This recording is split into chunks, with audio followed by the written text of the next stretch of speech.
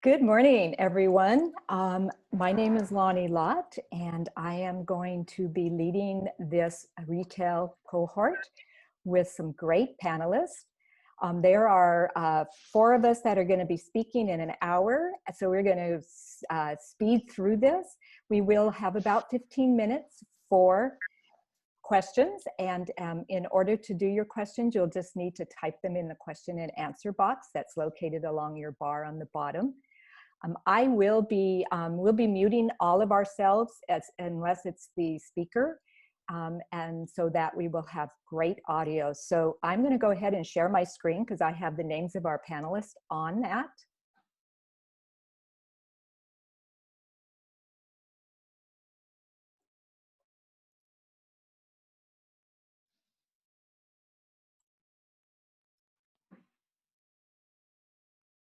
Okay. So I'm going to move my bar to the bottom down here because it always gets up on the top. Okay, so we are talking about pivoting your retail business and being nimble, flexible, and creative. So with me today, I have mentioned my name. I'm Lani Lott. I'm president of LL Consulting, and I have been working in downtown and economic development revitalization for close to 28 years.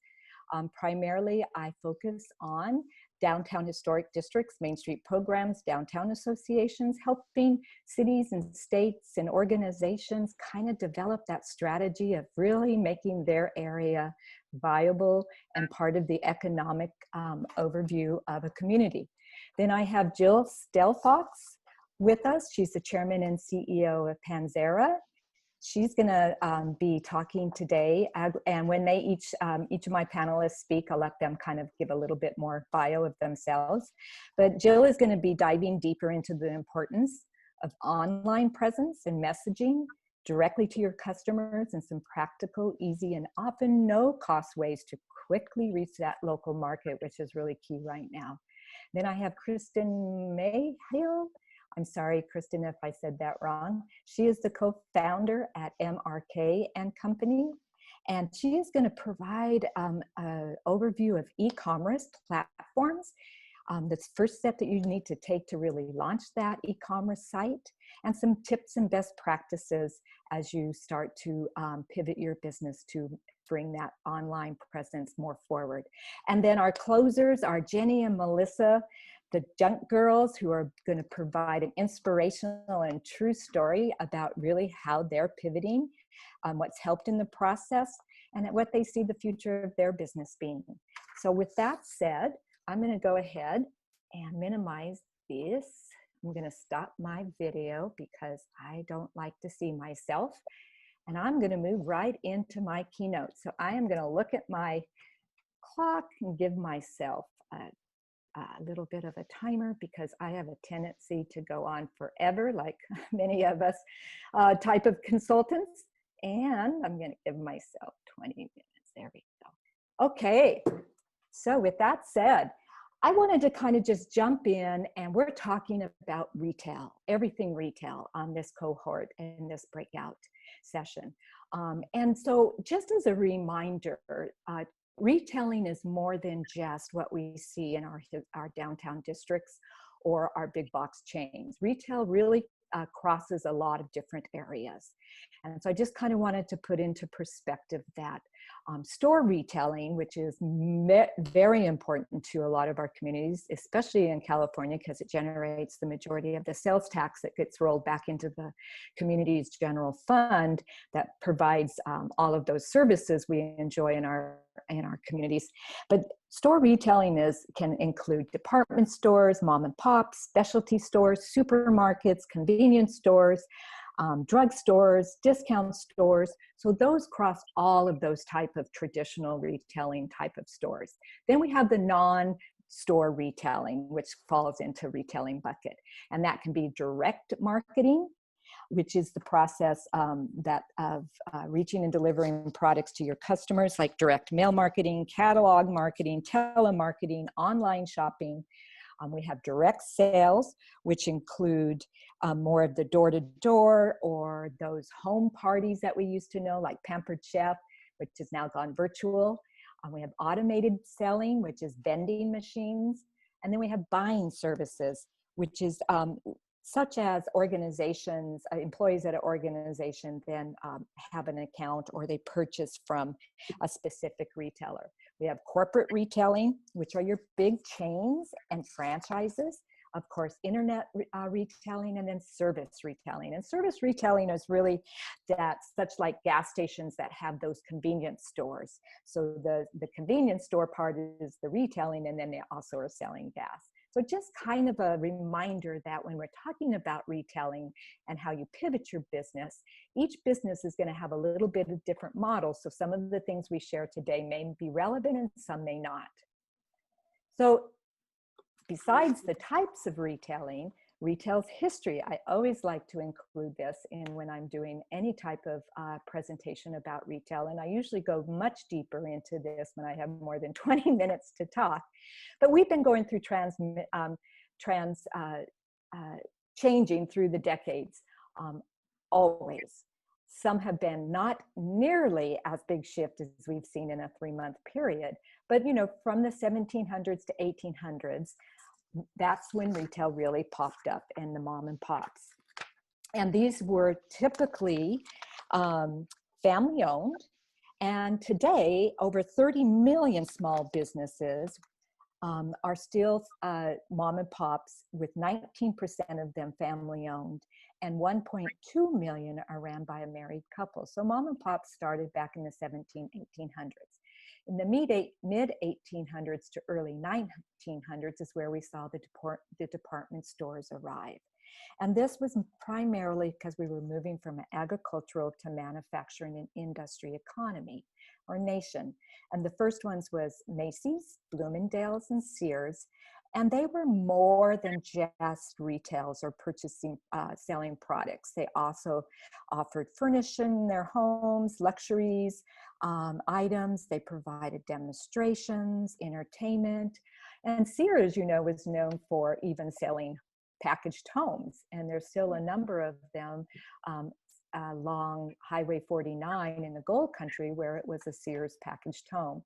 In the 1950s, we had the shopping malls arrive, 60s, the big box, the national discounters, and we saw a lot of shift in our small independent retailers when these two things, the 50s and the 60s. And then in the 1990s is when e-commerce started to loom.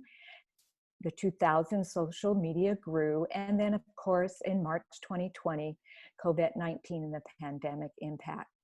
And resulting from that is when we sheltered the executive order to shelter in place and closing down basically any non-essential businesses, which were mostly our small independent retailers across our nation. And so this impact has been greatly having a great influence on our small retailers, and we're pivoting very quickly. So why is retail important? And I always like to anchor it in that retail is critically important to our nation.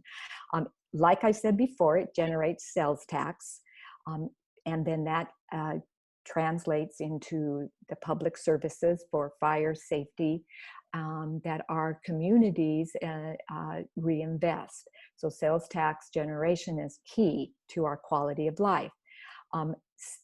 Retail is important because it is the ultimate way that consumers receive products, it is the end of the chain. And so they don't get resold after this transition, and goods and services sold at this point can be used for a variety of purposes, for domestic use, household use, or industrial use. But this is really the end of the chain. Retail offers convenient place and location. It creates jobs. It supports a lot of part-time positions. And in the past, retail has had kind of a not such positive, high-paying jobs, but that is changing. And most of our retailers, especially our smaller independent retailers, are where a lot of our frontline workforce is. A lot of our first-time jobs are in retail. That's where we get the kind of making it into the workforce, or having a part-time position while you're going to school or while you have a second job. Retail contributes to the overall economy. And there is a study that's done, and I know this has been expressed in San Luis Obispo, that for every dollar you spend at a local retail mom and pop or independently owned business, about 60 to 80% of that's reinvested back into the community. So that's really key. It does enhance the quality of life. We look at when we're relocating to a community, we're often looking at what's the health of their retail, what's the health of their, maybe their downtown core or their central business district. Does it have a lot of choices? Does it have some independent retail? And then it dominates the supply chain. And then retail, and I love this one, is interdisciplinary. That means when you're operating a retail business, you are looking at it as in terms of how you manage and finance a store. The good knowledge of geography is where you are located to open the store. Managing it plays an important role in managing your staff, inventory, and then marketing helps you to penetrate the market. So you're looking at all of those interdisciplinary type of actions when you're running a retail store. And sometimes that can be overwhelming because often we're very limited in our staffing, and we're, as business owners, we're juggling a lot of those different type of areas. So when we think about pivoting, and I know our keynote just spoke a lot about kind of the opportunities and where they see what the pandemic is doing in terms of pivoting with technology, that I'm going to talk about the aspects that are important when you're thinking about pivoting your retail business. And pivoting a business model is not new, and it's been an integral part of all business innovations for years. However, how quickly we're having to do it is not the norm. Pivots generally carry some significant risk, but changing business models is less risky than doing nothing. And I want to kind of keep that in our mind. And we're all in this together. We're all pivoting, whether you're a consulting business like myself, or you're running a retail operation in San Luis Obispo County, or you're a office-based business. We're all having to pivot, and pivot very quickly. So you're not alone. And right now, we're just asking to jump in with both feet, be lean and mean, but be focused and strategic. So we want to look at, when we're talking about pivoting, you want to look at the value proposition. What value do you deliver with your products and services? And how will I might need to pivot that area? What value are my networks? How do I deliver and monetize your product and service? Then marketing to return stronger. How will you build consumer confidence as you reopen and or implement new distribution channels, whether that's online using e-commerce, social commerce, curbside, delivery. So you want to think about marketing and communicating that out to your customers, to new customers, to existing customers. We're going to talk about messaging, and then a strategic roadmap. The who, when, where, what, and how you pivot, and what are the matrix. And of course, as a business advisors for the small business development centers across California, that is one of the areas that we can really help our businesses, especially our retail businesses, with develop that strategic roadmap and laying out a 3-month, 6-month, and 1-year plan of how you want to achieve your goals and objectives with pivoting. So the first area is value proposition. And we're looking at, can you fulfill unmet needs? And we're seeing a lot of this, maybe not so much in the smaller retailers, but we're seeing what can you provide that people need right now? And we're seeing a lot of masks. Almost every store is starting to offer and sell masks, face coverings, hand sanitizers, and other timely products. But it can still be relevant to your customers with your current assortment if you position the items correctly. But this may not be an area, you may not be in the business of wanting to make masks, or you may want to bring them in as a top product that you're going to kind of showcase. Second area for proposition is creating solutions and creative ways of where and how you operate. So we've been doing this very well in the last 3 months, bringing your business to the customer.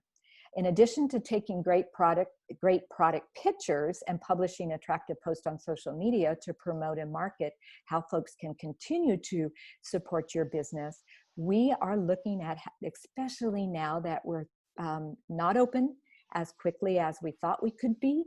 It's much slower until we can get the virus under control. So how can we bring that retail store experience to your customers?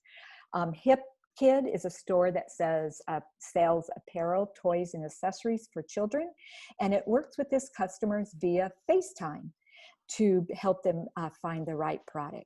A gift shop sells over 800 puzzles. They feature a puzzle a day through Instagram using some of the new stickers that the platform has launched to drive customers to purchase via curbside.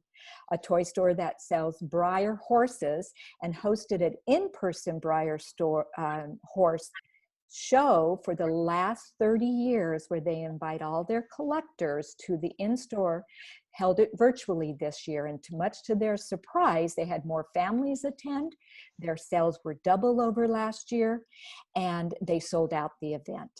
Boutiques, a lot of our clothing boutiques are trying to figure out, especially if they're in a smaller footprint of a business, how to social distance safely, reducing those common areas.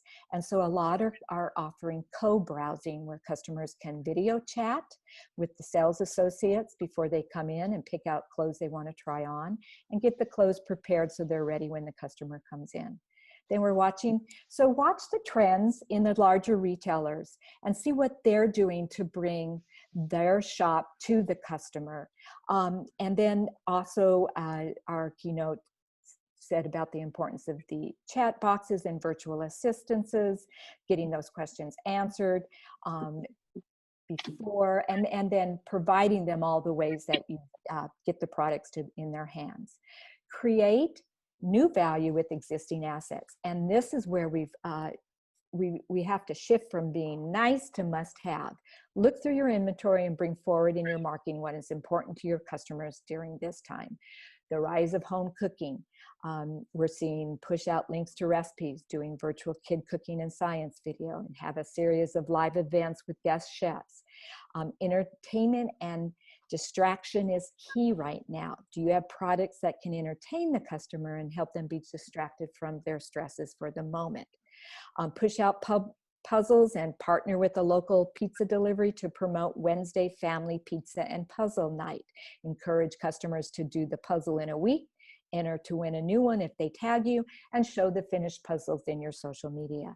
A lot of creative ways are the do-it-yourself kits for birthday parties, bridal showers, baby showers. Collaborate with your fellow retail businesses and create these kits to go. There's no reason why you can't put together a shop local SLO box, just like we think about the CSA farmers market boxes. Maybe it's a quarantine stress survival kit of candles, some essential oils, a good book, and you collaborate to create a shop local box of products and services and sell a subscription to it. And boutiques, care packages, and clothing boxes. We see Stitch Fit, we see Nordstrom's doing their trunk that they drop the box to the house. There's no reason why you can't use this for your very loyal customers. And then rethink the separation of product and service relationship. Make sure your product or service is vice versa. Right now, bring forward the services and the products are the add-ons. Wine tasting rooms are doing that with virtual wine tastings. Again, create the do-it-yourself and informational videos. If you're a florist, do an informational video on flower arranging for your social distancing dinner, and then sell the flowers and give them maybe a little bit of a promotion. Nurseries with a gift shop. How to freshen up your house plants with new pot, dirt, plant, and care instructions. You order the do-it-yourself kit, or we can do it for you and deliver it, or have it ready for pickup. Sporting goods shops. Think about offering free bike tune-ups or virtual appointments with what you need to do to start to jog, or a one-on-one appointment, a virtual appointment to discuss your new home workout equipment with delivery and setup offered. Jewelers are really pulling forward all the services that they've always offered, but now that jewelry, and especially luxury jewelry, is not top of mind as we look through and try to kind of keep our resources intact, is that we bring forward those services: repair, engraving, cleaning, appraisals, and warranty inspections. And then add value and goodwill. Focus on what the customers love about you. Get clear about your store's image and purpose. Recognize who you are and what your brand means to your loyal customers, especially in our communities like San Luis Obispo County.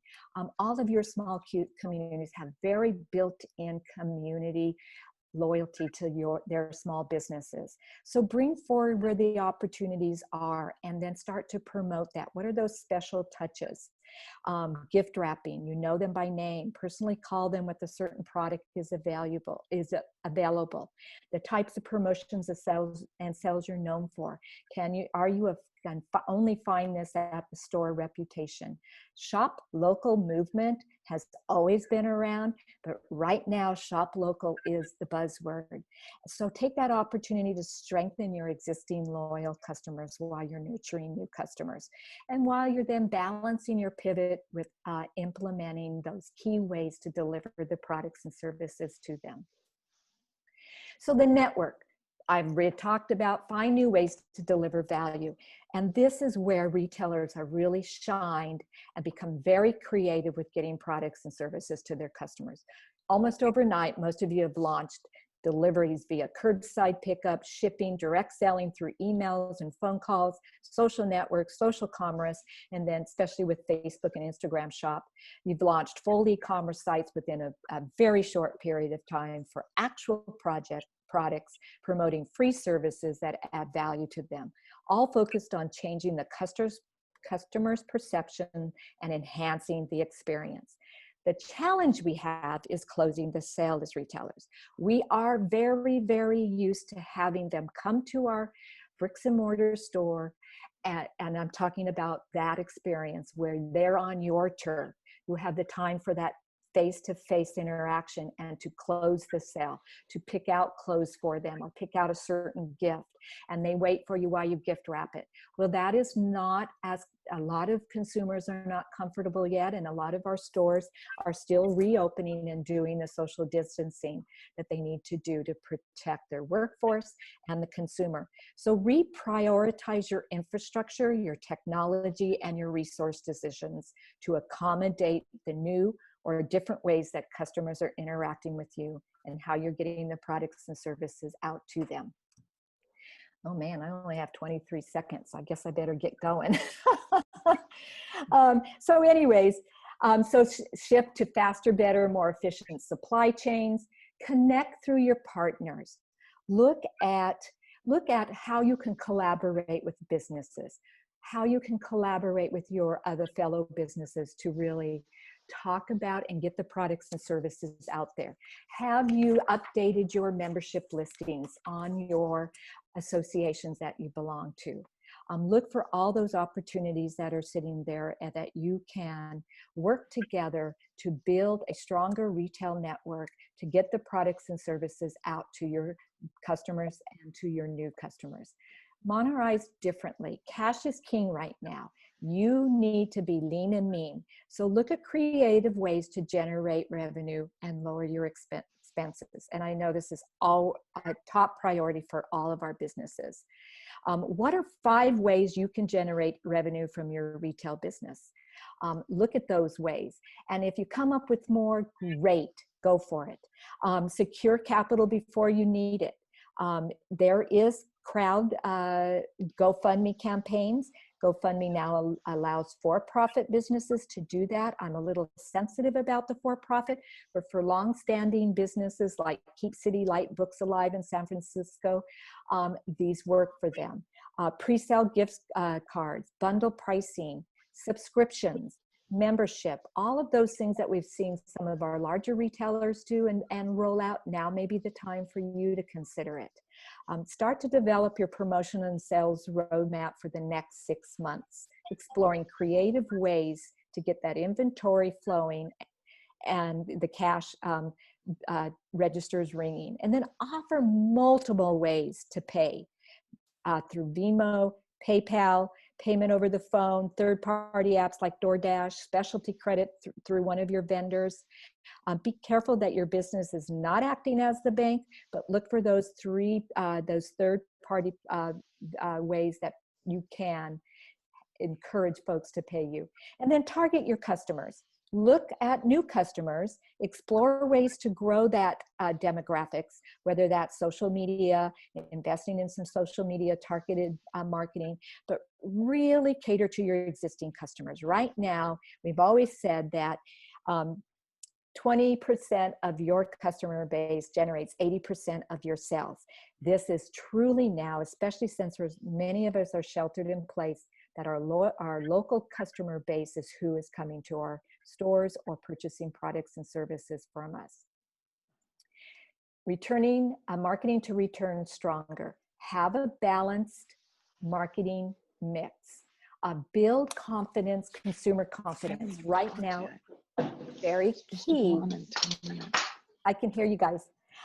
It's very key in your messaging to build that consumer confidence. You're safe, you're clean, you're following guidelines, your staff is trained, you're prioritizing public health.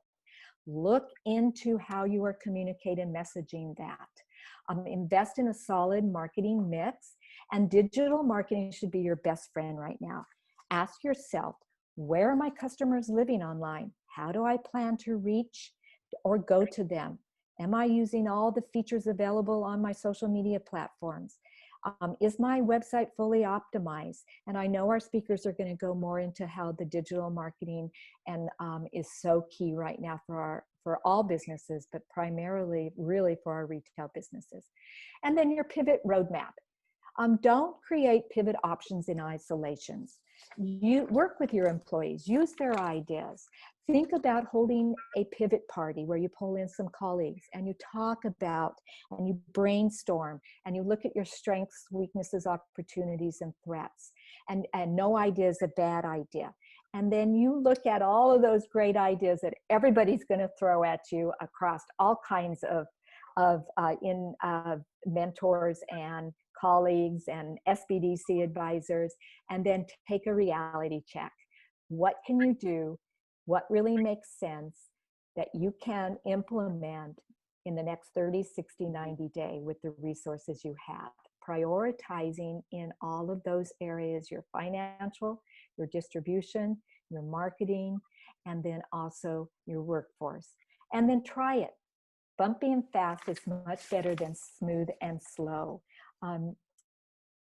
And the one example I want to give is that I have a business that I work with up in Nevada County. It's a 6,000 square foot gift shop. It was a hardware store for 40 years. No social media, no e-commerce, nothing digital, because they always depended on foot traffic. So March 17th hits, immediately they launched an Instagram account pushing out their puzzles, curbside, configured their employee parking in the back to be now the customer service pickup area, delivery, call us, we'll meet you. And then now 2 months later, they have a full e-commerce site, because like our keynote said, we have time for this. We have a little bit of time, not the time that we chose, but the time that has been granted to us to really look at those pivot opportunities to implement into your business model for the short term and the long term. So these are just some examples. I'm going to kind of whip through these because I don't want to take up the time of my great panel. The record store in San Luis Obispo, full on right there, COVID-19 update. Don't make us guess. The last thing the consumer needs to know is, what is the standard for coming into your store? Up in Grass Valley, I was just there, and every retail store is open, had a little table at the front, free face masks, hand sanitizer. Thank you for coming. They made it easy. If you forget your mask, you can't go in. So just provide those PPEs for your customers. Again, all of the different ways that Backwater Clothing, Afterpay, local delivery, call us, chat with us anytime. Here is this is Tom's Toys. He's showing what a great way to gift wrap. Abundance Care Packages, the personal styling, talking about how they deliver. And that's it. So, okay, not bad. I think I made it because we started at 10 after 10. And I do understand we have till 11:30, ladies. So thank you everyone for bearing with me as I ran through that keynote. And I'm going to pass the screen over to Jill. I'm going to mute myself and go for it, Jill. Great. Hi, everybody. I'm Jill Stelfox. I do a lot of work in this online advertising space. And one of the greatest things is even though you may not be used to doing it, it's something that can be learned very, very easily. So I'm going to share my screen and show you a Excel spreadsheet that looks really complicated, but I will walk you through it. So if you want to go and do Google ads or Facebook ads, and I'm going to tell you in a second how you know what words and things to use and how much money to spend on this, which is not a lot. This is kind of how to think it through. So in the middle, this is what a Google ad would look like. And you need a certain number of words at each part of this. And so you go through an exercise to say what you want to do. So in this case, they're offering a free class, right? Free master class for Mind Valley. That needs to only be 30 characters. That's kind of the Google rule of how to do this. The next one is only 19. And so if you look at this down here, this is 30, this is 19 characters. So this template, I can make available to anybody that wants it, and they can do it themselves. The key to this is when you do Google ads, whether it's Google ads or Facebook ads, you're going to want to do 3 of them at least. 1, 2, 3 ads. And that allows you to know which messages are going to work. So in COVID-19, the kind of messages that work are messages of help, where you're asking for help, or messages around providing things for children. So if you have a yarn store, quilting store, crafting store, put together kits, just like Lani talked about, where it can be how to do a quilt for 12 to 15-year-olds. Put that together. You're going to advertise that on Google, that it's available so you can ship it nationwide, and start the first 30 characters with keep your 12-year-olds busy, something like that. It doesn't have to be about quilting. Quilting's the outcome of the busy, but you don't need to sell a quilt. You can sell that you're keeping your children busy. I don't talk to a parent who doesn't want to keep their kids busy, by the way. So it's a really good thing. I also think the more we head into fall, the more important it is this concept of marketing to parents who need to keep their kids busy while they're working from home. So this is how you do it. We also brainstorm on here all kinds of search terms as to what other people might be advertising, right? Because you want your advertisement to be the best. Let me tell you, and I'm going to stop sharing my screen. So if you want this Google spreadsheet and you want specific help for your company, you could just email me. It's super easy. It's Jill, Jill, at EDGY, EDGY, .bz. B is a boy, Z is a zebra. I'll email you the spreadsheet. I'll get you going. So here's the thing. You can spend a lot of money on Google advertising nationwide if you don't know the search terms that people are looking for. There is one really easy way to know this. It's a piece of software, it's an online software tool called SEMrush, SEMRUSH. Now, unfortunately, SEMrush, it costs $199 a month, but you only need it for 1 month. That's all. So it's a $200 investment. And you go on there and you put your competitors. So let's say you are a yarn shop, right? You're going to go and you probably compete with big people like Michael's and other big crafting stores. I can't think of another one besides Michael's, but Michael's, right? So you enter Michael's on there, and what you're going to get is all the Google search terms that they use for their ads. It's like, oh, okay, well, those are the ones I should be using, because if they work for Michael's, it'll work for you. And so you can enter your competitors into SEMrush and know the words to choose. So then you go to Google, and in Google, you go to Google Analytics and Google Ads. You set up Google Analytics, you set up Google Ads. Both of those are free to set up. And if you have the template, it'll tell you how to do it. And let's say that you're the yarn shop and the keyword that Michael's queuing off now for selling yarn is knitting. And so in your ad, you're going to want to use the word knitting, and you're going to want to buy the ability for every time somebody is Googling knitting, your knitting package or your store comes to the top of the list. Now, you invest, you set your limit for how much you want to spend on Google Ads. So the company that I run today, we spend $50 a month, $50. We're not spending thousands of dollars. Some people do. I suspect you do not. If you're a retail store here in SLO, you don't need to spend anywhere near that. 50 bucks gets you to the top of the list. And when we spend 50 bucks a month, we get about 8 or 10 new clients. And they spend, for us, we have a high price point. It's thousands of dollars. They spend thousands of dollars with us.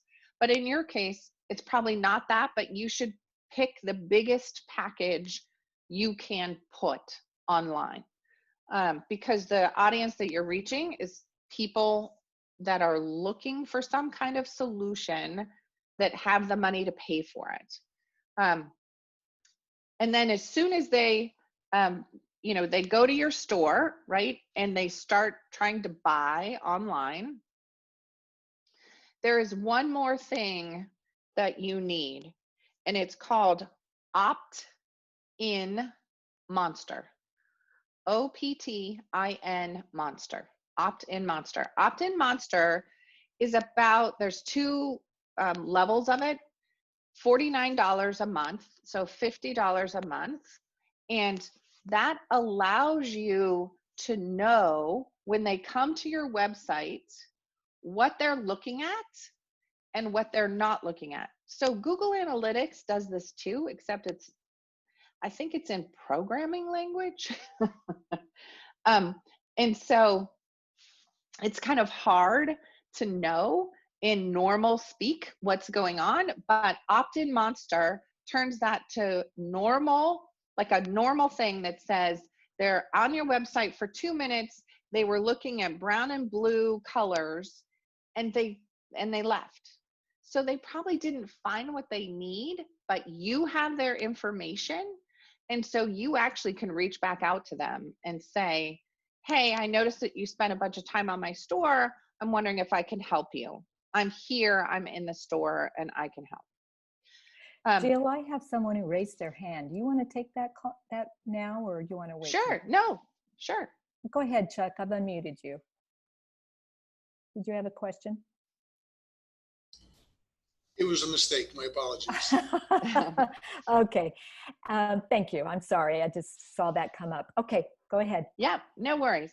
So between the spreadsheet and getting organized on what the ad should look like, then you go and you set up Google Analytics and you enter all your information for Google Ads. You log into SEMrush for just 1 month of payment. Just pay one time. Sometimes, by the way, they do 7 days free trial. That's even all you need. You just need a few days to figure out what words your competitors are using. And then you just choose those words in your Google ad. And you've got a nice ad, you've got Google words. They now come to your site. You put in opt-in monster, and you can know when they leave your site without buying. And then you can market to them when they don't buy. Put them on a newsletter list, however you do it. So the key things that are also working, there's a lot of people, especially here in SLO, selling on Instagram. The tough thing about selling on Instagram is it is a 24-hour shop. So people are going to reach out to you at night. And you almost need to be prepared to respond because they're looking for something and they'll move on to something else. The people that are doing it great here in town, once you say, oh, yes, I want that children's outfit, they'll say, you know, I have 2 more like it. Here's the pictures. And they upsell me right on Instagram. It's totally cool. And so if you have the ability to do that, do that. If you haven't taken pictures of all of your things, there's a lot of great photographers here in town that can help you do that. Go into your store and take pictures. Frankly, you can do it yourself with a great iPhone and a great good lighting. So the more you have digital, the more you can respond 24 hours. You don't have to ship in 24 hours. You just have to respond quickly. That part is tiring, and I realize that because we're now not, it's not like when you leave the store, you're off the clock. You're sort of on the clock all the time, which is kind of a bummer. So that's one. The other thing that I would do is really enhance your Instagram and Facebook presence for your store, where you really talk about who you are as a human being. That's what people want to know. This shop local is all about learning who the store owners are and asking for help. And if you say, today's a tough day, like the world changed again, I had to pivot again, and it was a hard day for me. So many people help you in this local community. It's amazing because they care. And so I would encourage you to be very real during this period of time, because real human interaction is what we're missing, and all we can get it is on social media in a lot of perspectives. And so just be real, and I think it will help you a lot. None of us can keep it together for what it's worth, so just be who you are. And then the last thing I'll say is ask for help. As much as possible, ask for help on social media. Put on your website, we're here to help. Use the word help early and often because people want to help you. So that's my part. Great. Thank you so much. Thank you for helping us. We love this. Okay, I'm going to pass it over to Kristin, and I'll let you take it on. And fantastic, Lani. Let me go ahead here and share my screen. Is that coming through loud and clear for everyone? Yep. Okay, perfect. So you want to put it on slideshow? Oh, thank you. Yes, I do. And then hit from beginning over all the way to oh, there it is. Yeah. Thanks. I know. It's good job. I swear I've done a PowerPoint before. So let's go ahead. I put together just a quick public service announcement about myself, Kristin Mehiel. My background's in e-commerce, sales and marketing. My firm actually runs 3 vertical marketplaces. And to speak to the power of Google Ads, what Jill was just talking about. We spent, as we were talking, we spent $20 in advertising and had about 5 orders come into our outdoor site with an average order value of $118. So e-commerce can definitely be lucrative.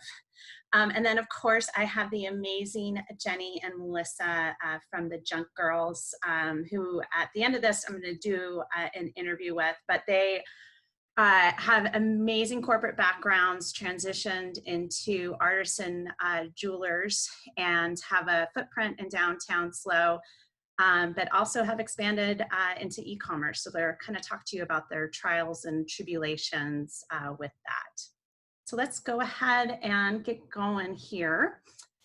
So I'm going to whiz through this. Each one of these bullet points is a full hour conversation, but I'll keep it at a real high level.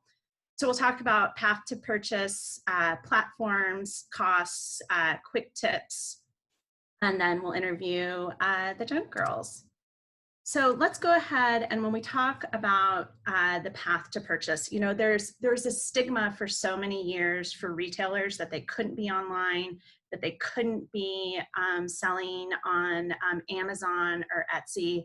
In my opinion, and my firm's opinion, that's completely wrong. If you don't open up your online channels, you are leaving money on the table. And you're also not thinking about your current customer. It's not about you, the retailer, believe it or not. It's about the customer.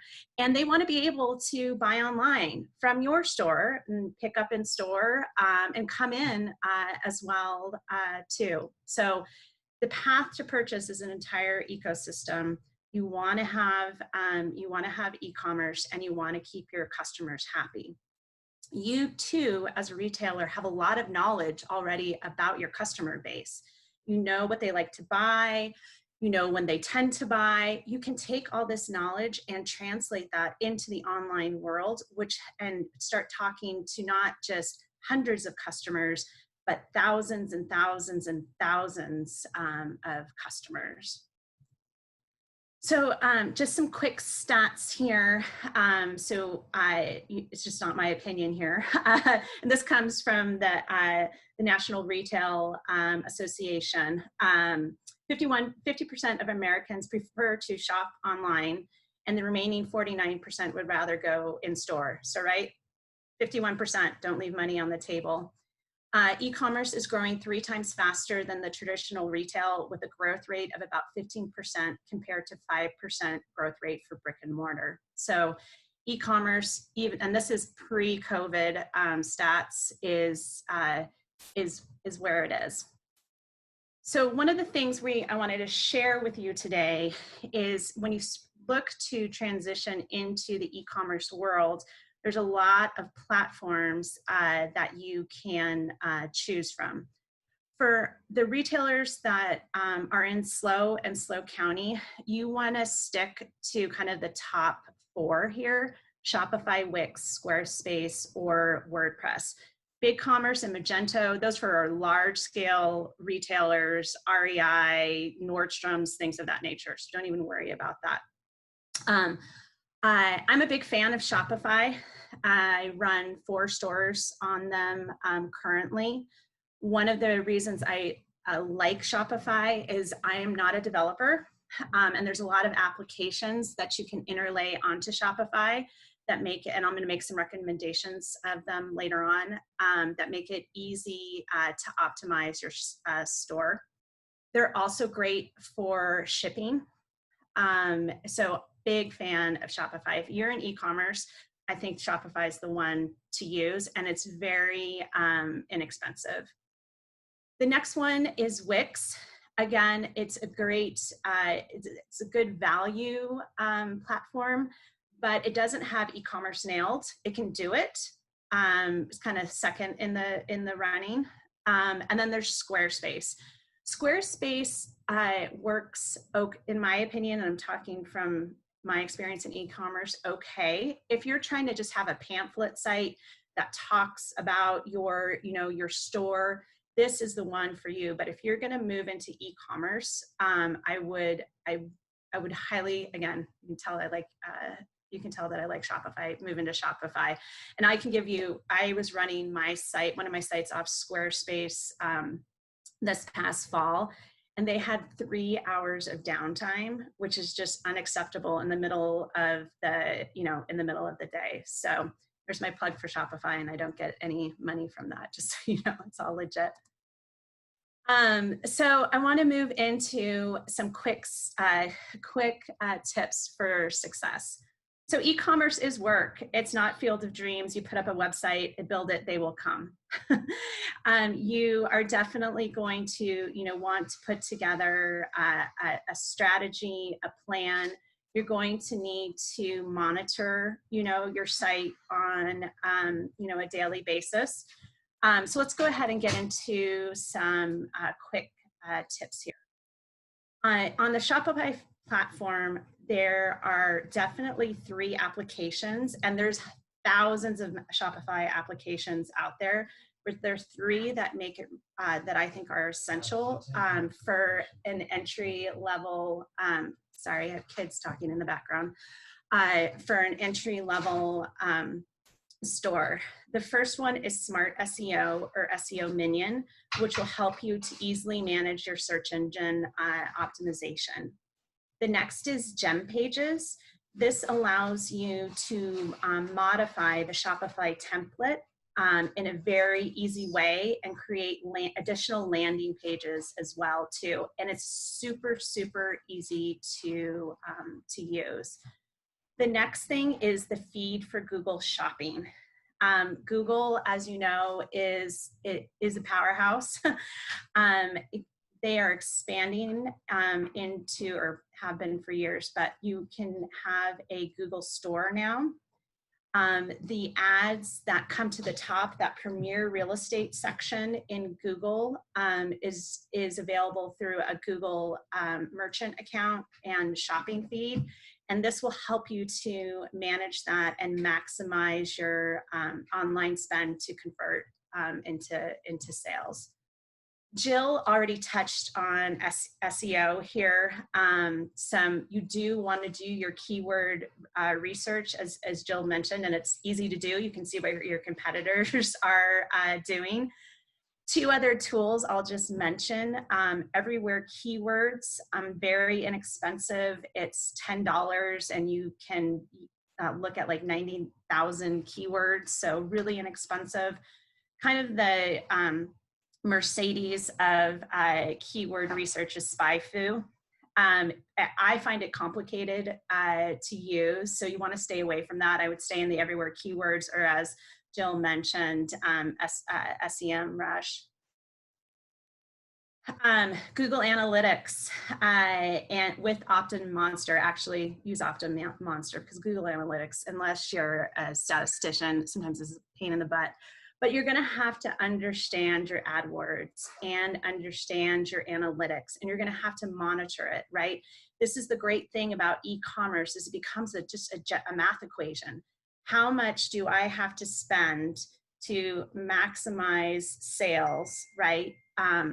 What adjustments do I have to make along the way? You're just constantly monitoring. And the reason I bring this up is because you are going to need some time for your online store. So on that notion, and one of the things that Jenny and Melissa have done a really good job with is you can, the saying, if you're leaning, you can be cleaning. Well, if you're leaning, you can be helping with the e-commerce site or social media. So find those staff members that you have that want to, are interested in e-commerce, and let them help you manage the store. And then my last tip for success is you do have to be patient. E-commerce takes some time, right? We work with so many clients who say, oh, I have my site. Why aren't I making $1 million in sales? It takes time. Your site needs to get indexed by Google. You need to, which can take 2 to 3 weeks. You need to start to understand, what keywords are working in your ads, which ones, you know, aren't. I 100% agree with Jill. Nobody needs to be spending thousands of dollars in advertising.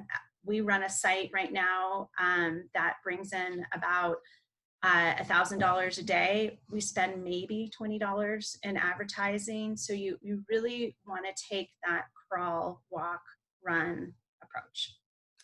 And I'm realizing, and I apologize, that one of my slides went missing, and I'll get it to, I'll get it out to Liz to distribute, because it talks about the costs of running an e-commerce store. But you can, you know, be running an e-commerce store on, you know, $100 a month or less. But I'll make sure that I distribute that to everyone. And now, with not further ado, I would love to get Jenny and Melissa off of mute. And let's talk a little bit about Junk Girls and what you have, how you guys have been transitioning in or opening up your online channel. So to start with, Jenny and Melissa, can you give our attendees just a Reader's Digest version of Junk Girls and what you guys are about? Okay. Well, I'm Jenny. This is Melissa. Hello. The Junk Girls was founded in 2009. Both Melissa and I had a pretty extensive background in corporate. I was at Netflix. We were both at eBay. Strong online and understanding of online, but decided in 2009 to do something completely different and started Junk Girls, which is obviously retail, but as a brand, what we do is focus on creating something out of something that somebody would throw away. It started as art therapy for me, and it's that metaphor sort of rings true throughout whatever we do. So Junk Girls is very much an experience, as well as the products that we have here are recycled, reused, jewelry, obviously, all the way up to my art, my lighting, found objects. It's a fun place to come. Our staff are all makers. Everybody here has a part of what we do, from creating the packaging to creating the items to polishing silver plate, all the way up to, you know, helping in every way we create our products. We also feature other makers that we enjoy and appreciate their stories as well. So we've been in downtown SLO for about 2 years now. We had a store and gallery in Cambria for about 3.5. And then prior to that, we did a lot of shows. Online was really kind of a focus. Melissa would handle orders through Etsy, mostly with the metal stamping. It was something that we knew we needed to do, but never something that we, you know, spent a lot of time on. We did spend time and do have a pretty strong following on Instagram and Facebook, which was part of my marketing and creative background, was one of the things that I enjoyed doing, and storytelling and so on. So meeting Kristin and the SBDC, I'll let you continue from here, Kristin, but when the pandemic hit, we saw literally 2 days later, Melissa and I were like, okay, what can we do? We knew it wasn't the Etsy store that we should focus on. We have Square's POS, and so we used Square. Melissa had already built somewhat of a straw man Square store, and so we took that very quickly and put things online, more products and such, but then really pushed on the side of the social media. And I'll pause there, Kristin, because you're probably going to ask me some other questions about some of the You could see it coming, huh? You actually, Melissa, you did start to already touch on that. Is, if you could share a little more about, why you guys decided to open up your online channel. Was it the realization that, that COVID was here? Was timing? Was it timing? If you could share with the attendees a little more about that decision. Sure. It definitely was the right time. It knocked us on our butts, as I'm sure it did for everyone. And so when the doors had to shut, we decided we couldn't sit still and just see what happens. Within 2 days, like Jenny just mentioned, we had that site up and running. She was using her social media to point to it. I mean, it was just a survival mode. And we had put it on the back burner all this time because we had been getting walk-in sales. The store was doing great. We were just cruising along. It was wonderful. Tons of walk-by traffic. So when the pandemic hit, we knew we had to jump on a new track and quickly. So luckily we had the Square POS already there, and it was easy enough to dump everything over onto a website and then start filling it. But you know, now we're looking at something much more robust because now we've had time to really look at it, and we know we need more, and we want to build this and make this as wonderful an experience as it is when they come to the store. Fantastic. And then if you wouldn't mind sharing with our audience too, you know, what have you learned from going online? You know, you want to maybe comment on what it's been like using Shopify. I'd also love for you guys to comment on, you know, how you're managing this with your employees as well too, because I think that's is key. Perfect. So we're very much a team here at the Junk Girls. We wouldn't be here without the amazing people that work with us. We have a staff with us combined of 7 people. And a very important part of this was to incorporate them into the continued success, meaning that we don't know what's going to happen with COVID. We clearly, things are changing every day. So we've had a number of conversations with the staff and meetings, and essentially told them, you're helping us build another startup here. What we're going to do is take this brand and what we're doing, and we're going to create the same experience online. And so going back to your original, we had a site on Wix. That wasn't what we were going to do. We went over to Square because that's our POS. But with the great guidance, honestly, we realized very quickly that Shopify was the way to go. And the visuals could match sort of our aesthetic.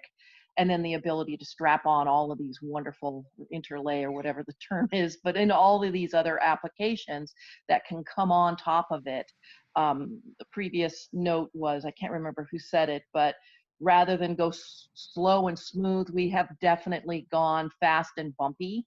You know, coming as a creative director, it's difficult to not have consistency in language and photos and so on and so forth. But at the same time, what we've done is really engage our audience from our, you know, our people who follow us. We're bringing the customers and our clients along with us on this journey, and they've been very understanding, very understanding, supportive. I think very much interested in participating. So, am I covering that well enough, Kristin? Is there Absolutely 100%.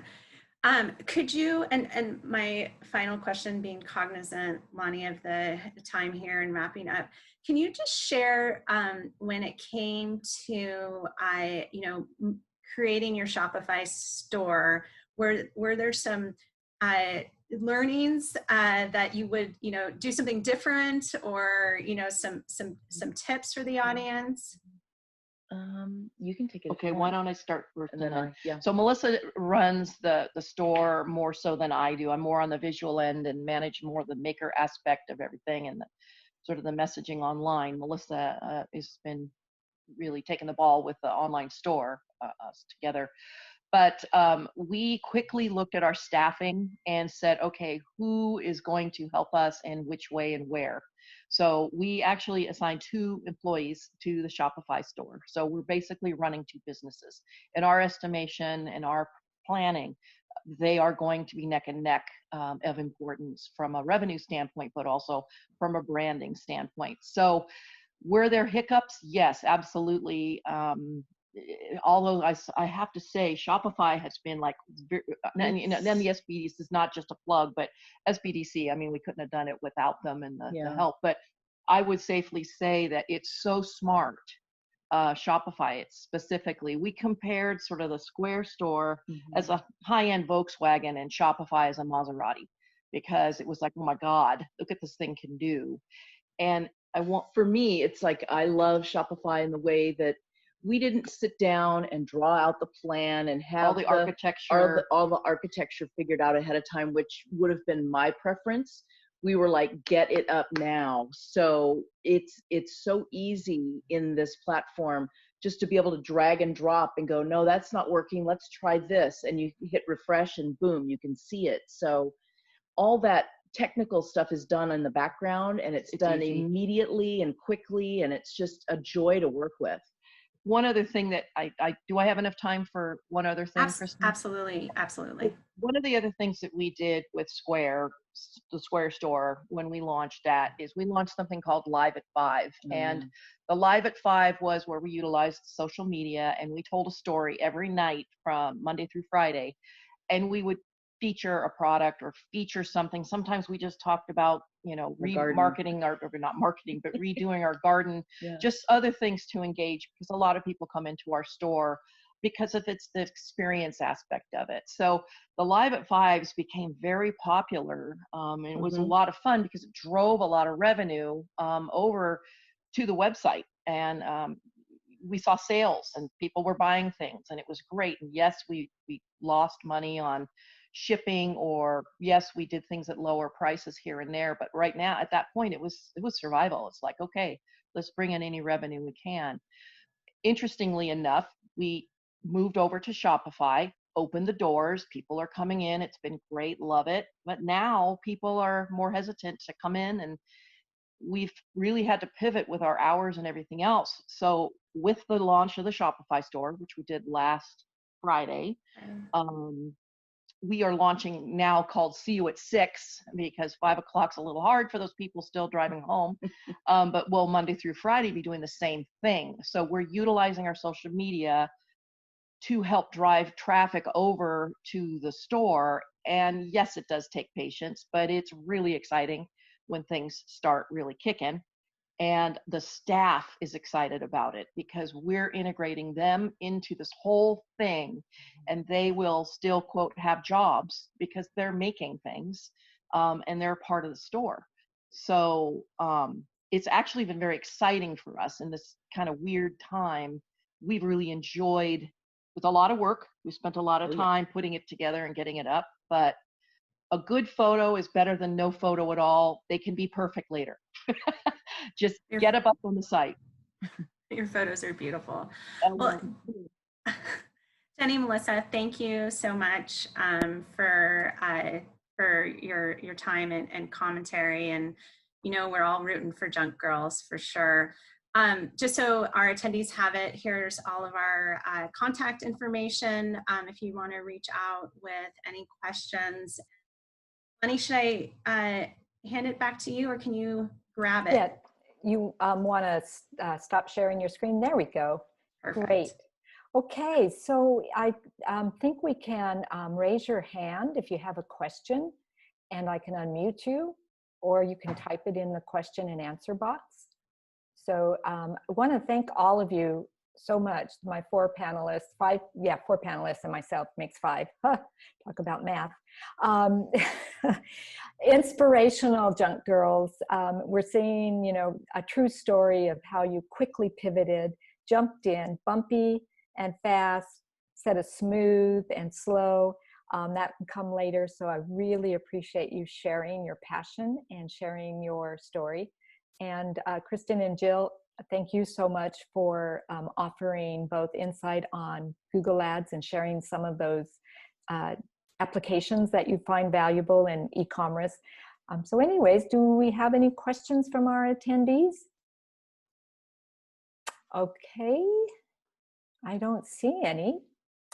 Jill, did you have anything else you want to kind of add to our presentation today that maybe you thought of while we were? No, other than the willingness to, brainstorm with folks that are on here about creative ways to put kits together, packs together, and how to get that into Google Ads so that people know to come by. I strongly believe that you need to be thinking now about the fall back to school and Christmas And so what is that going to look like online? And let's start brainstorming now and getting ahead of the curve now. I mean, I know in my personal life, I'm buying kits I see now for Christmas because I don't know where we're going to be in Christmas. So Right. you got to yeah. start super early. Quarter so I'm four. happy to brainstorm. Yeah. Yeah, and I think that's going to be one of our follow-up in terms of our next cohort is talking about quarter four or Q4, as Judy called it. And I was just talking to a retailer, you know, we're going to have back to school, the excitement of the new outfit, the excitement of the lunch pail. I mean, you know, I raised 4 kids, so I understand that time. It may be virtual for the first, you know, quarter or the first month, but we can still have that experience and we can do it virtually. So we're talking about if that is one of your holidays, how are you going to do that? And then the whole holiday from, you know, shop local Saturday, shop small Saturday, the American Express does, all the way into the holidays. So really the collaboration with your business associations or your fellow businesses, diffusion marketing, thinking about those events that you might want to do virtually, whether it's targeting your male customers for purchasing for their wives during virtual, and if you have that infrastructure. So yeah, I think the brainstorming and sharing of ideas for our next cohort about quarter four, and what are people thinking, what are they doing, how are they getting that product out there. For me, I think this is the same as the keynote speaker spoke earlier, that this gives us the opportunity and kind of the okay to just do it. Don't have to do it perfect. So many of us get paralyzed because we see what the larger stores are doing and they're doing it perfect. But just any way you can get those products and services and into the hands of the customers. I have a question for Junk Girls. How much of your base, because you were in Cambria and now you're in San Luis Obispo, and you obviously those two areas are visitor generated. We have a lot of people that are visiting this beautiful towns. How are you reaching out to those visitors? Do you have a nice robust email list of them? Are you seeing them purchase online, or? So are you talking specifically to the tourism aspect of it? Okay, so I would say that Cambria, definitely a lot more tourism came through Cambria. Here, wouldn't you say it's about 50-50? I'd say it's about 50-50, both tourism. A lot of people make stops coming through here, you know, from LA or San Francisco and so on.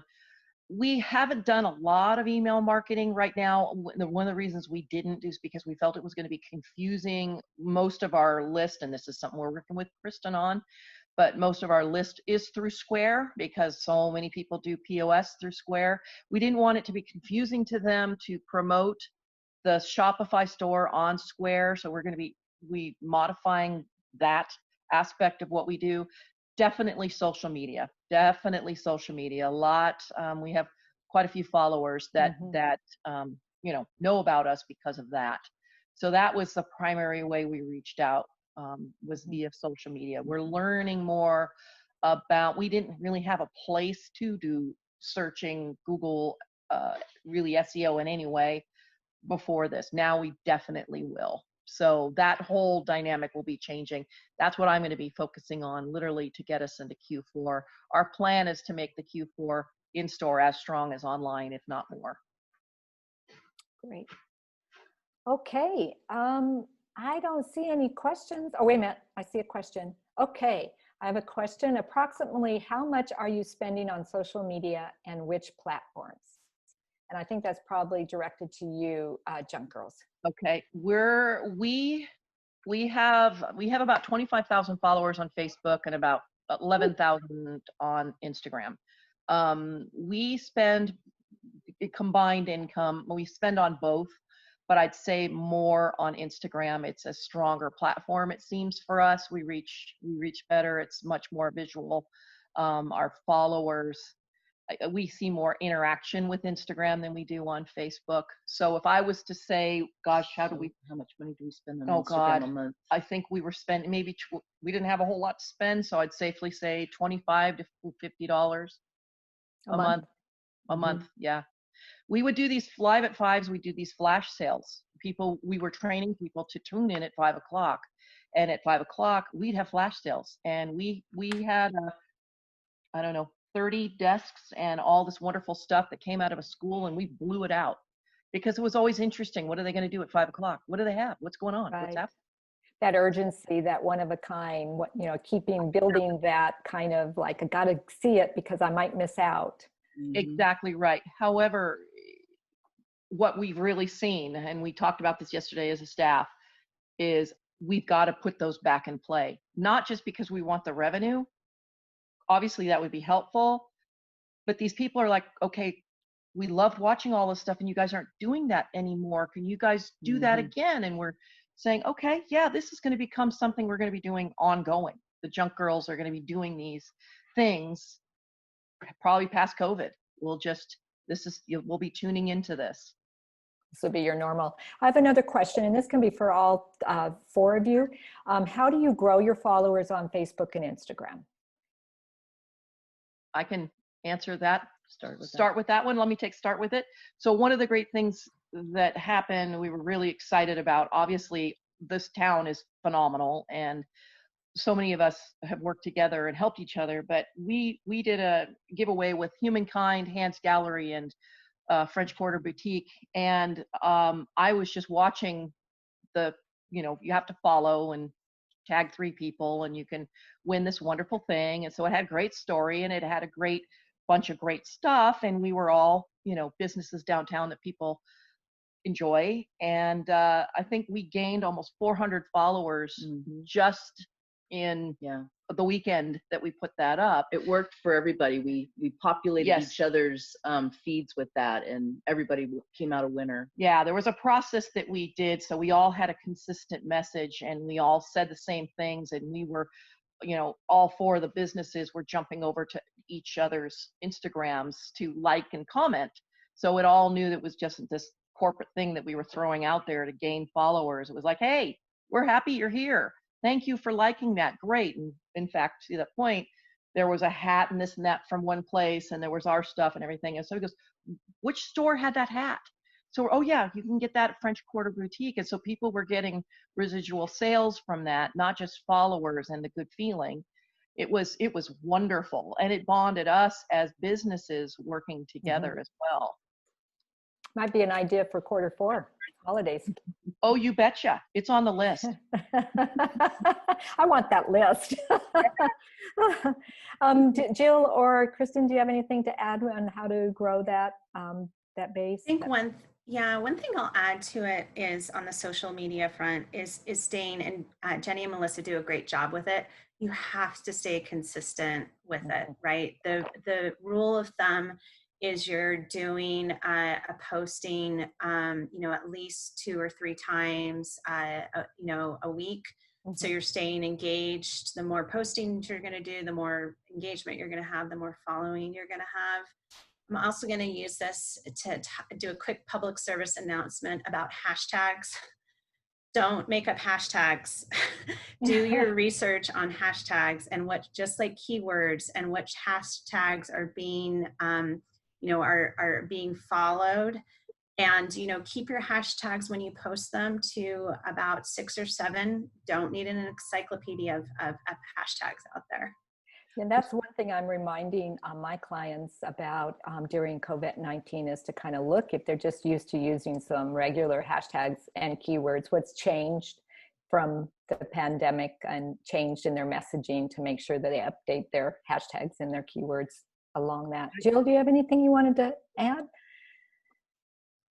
I think the cheapest way to get followers is exactly what the Junk Girls did. It's exactly what to do. And if you can't find anybody this week to partner with or this weekend to partner with, just do it yourself.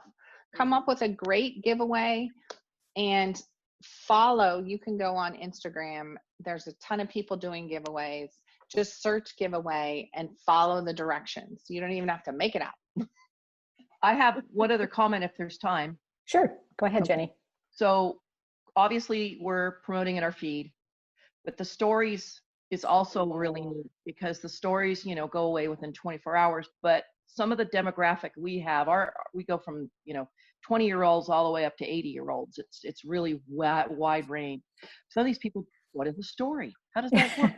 What do you do? I don't understand this on Facebook. Ooh, it's IGTV. Oh my gosh. So what we've done as part of it is sort of teach and along the way is, hey, check this out. For those of you who don't know how, do it this way.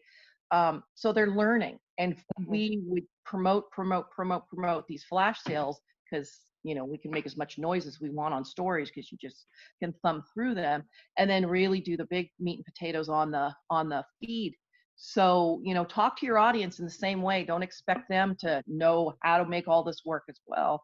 Do things that are comfortable for them too, so they can understand and don't feel stupid asking a question as to, how do I do this? Yeah. I have a 24-year-old, 25-year-old, and 26-year-old. So they've showed me all about stories. Good and for you. You know, now I can watch their stories. So that's how I know what they're doing. There's always, you know, but I want to thank you all. I want to thank the participants for taking a good hour and a half out of your very busy day to really join our cohort panel on retail and talk about pivoting. The Small Business Development Center is there to assist in any way they can during this time. That's what they're there for. We're the technical arm for the Small Business Administration. Not only do we help you with your finding capital for you to sustain your business, but we do help with the strategic roadmaps and all types of social media, e-commerce. So reach out. So Liz, I don't know if Liz is on. I was going to have her maybe be the closer. Okay. I know that all of our panelists have given permission for our contact information, as well as if you're willing to send Liz the PowerPoints that we used, the PowerPoint decks. It's been recorded, and I'll let you take it here, Liz, what the next steps are. Perfect. Thank you everyone for joining. Just going to share my screen really quick. Thank everyone for attending. You will all be receiving an email follow-up with the recorded webinar for the general session as well as this cohort session. If you wanted to go on another cohort and see that video, they'll all be recorded as well. Just reply to that email and I'll send you the link. Just as a heads up, we have an upcoming event August 13th, our Coffee and Conversation. We will be hearing from Kat Axelson, founder and CEO of Tastery. Should be really interesting. She'll tell us all about how she grew her tech company in Slow. Again, thank you all for attending, and look out for the email that will be coming to you later today.